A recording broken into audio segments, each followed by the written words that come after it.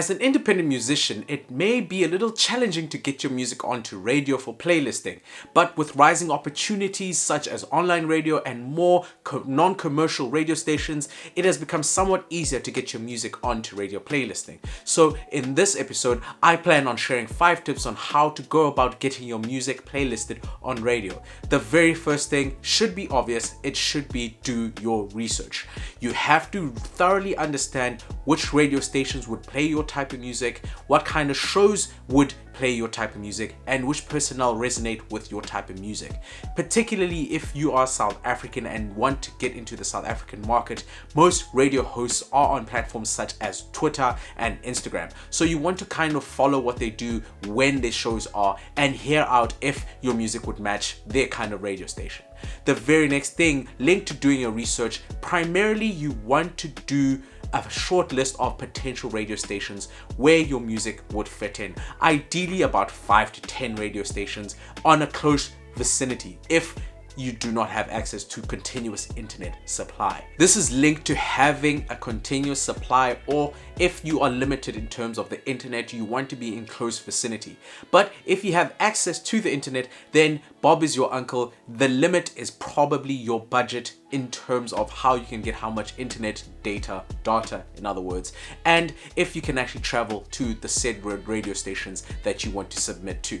The reason you want to stick close by is because radio stations on the smaller side of things, the non-commercial ones, they are constantly looking and needing more content for their radio stations, and it's a lot easier to talk to people that aren't already enormously famous and have less followers. So that's why initially, if you're trying to break into radio, try go the non-commercial route and stick close by. But if you have more internet and more access to data, then online radio is your limit. You can go worldwide. The next thing that you want to focus on is, instead of building transactions, submitting, and that's it, what you want to do is build a relationship.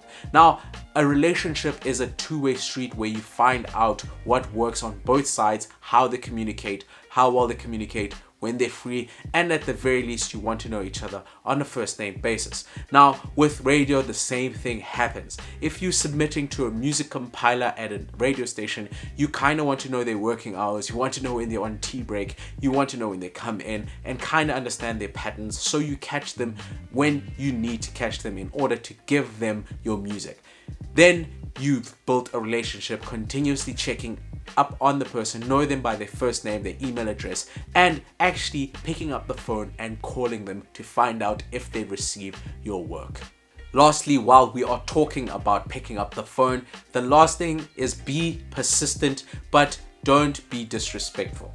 You want to follow up once you've submitted at least 3 times, because radio compilers, music compilers, and people organizing playlists in general are busy. So you actually need to keep on following up to verify if your music was submitted correctly, if it's been processed through, and if they have playlisted your song. Now, I don't say call every single day, but at least once a week, checking up on the radio compiler, the person that you know by name, if the song has been listened to. And ideally, don't call on a Monday or a Friday. You want to call between Tuesday, Wednesday, Thursday, because that's when people are in the flow of work and not coming back from a weekend or going into weekend. That's just a side tip. But if you want to know how many radio spins you need, spins or plays, to get 1,000 Rand, watch this video.